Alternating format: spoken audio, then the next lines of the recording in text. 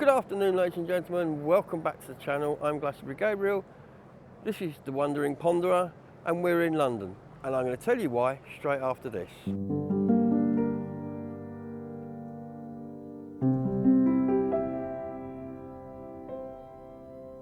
Why are we here, I hear you ask? Good question.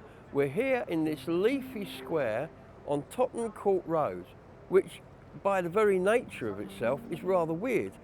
Every square inch of Tottenham Court Road is taken up with shop frontage, except this small area that we're sat in.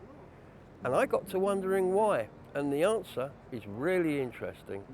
On Sunday, March the 25th, 1945, we're exactly where we're sat now, where this seat is. The last V2 rocket fell on London. It destroyed this area around where we're sitting, and none of the buildings have been rebuilt because it was the last V2, and this has been left as a commemoration for all of the people that died as a result of these rockets.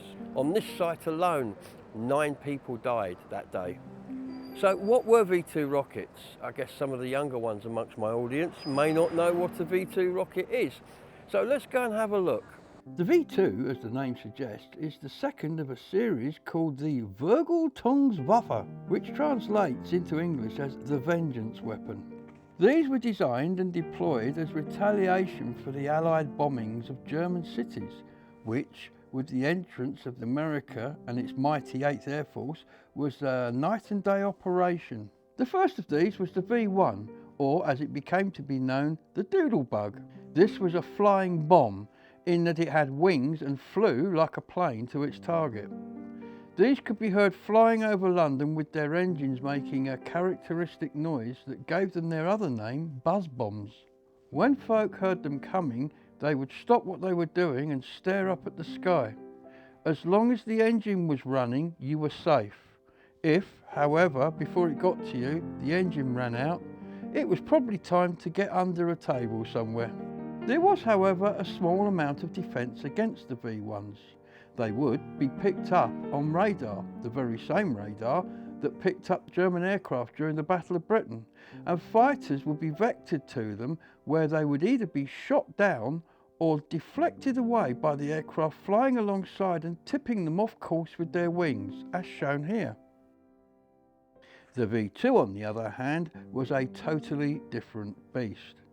Developed by Wernher von Braun and first launched in 1944, the V2 was the world's first long-range guided ballistic missile.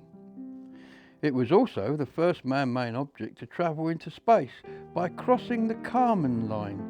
This is a line approximately 100 kilometers above sea level that denotes the start of space, and it crossed this line after a launch on June the 20th, 1944. The V2 travelled into space vertically and fell back to Earth the same way. Indeed, the fall back to Earth was faster than the speed of sound, so you could not hear them coming. There would be a large explosion, followed a few seconds later by the whoosh of the incoming rocket, which must have been terrifying. Beginning in September of 1944, more than 3,000 V2s fell, first on London, but followed soon after by Antwerp and Liège. The death toll of these rockets in total was twofold. Firstly, 9,000 civilians and military personnel were killed by the rockets themselves, while a further 12,000 labourers and concentration camp inmates died during the forced production of the rockets. On Palm Sunday in 1945, just 1 month before the end of the war, the last V2 to hit central London struck this site. 9 people died in that blast, which also destroyed or badly damaged the surrounding buildings. Today we have this space that has been left as the buildings here were never rebuilt. All that is, except for the church on the site, where several of the fatalities took place, Whitfield's Tabernacle. The church was completely destroyed and was rebuilt on a smaller scale. Nowadays, it is home to the American International Church.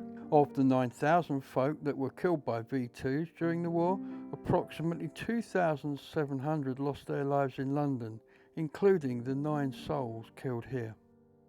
The area, known as Whitfield Square, is also home to this mural, known as the Fitzrovia mural, commissioned by the Camden Council back in 1980 and painted by Simon Barber and Mike Jones.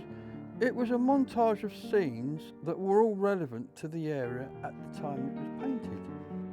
I hope you enjoyed your visit to this site of remembrance here in the heart of London. As I film this, it is September, but I'm releasing it today at Remembrance Weekend as our thoughts go back to those times lest we forget. Thank you for watching and goodbye.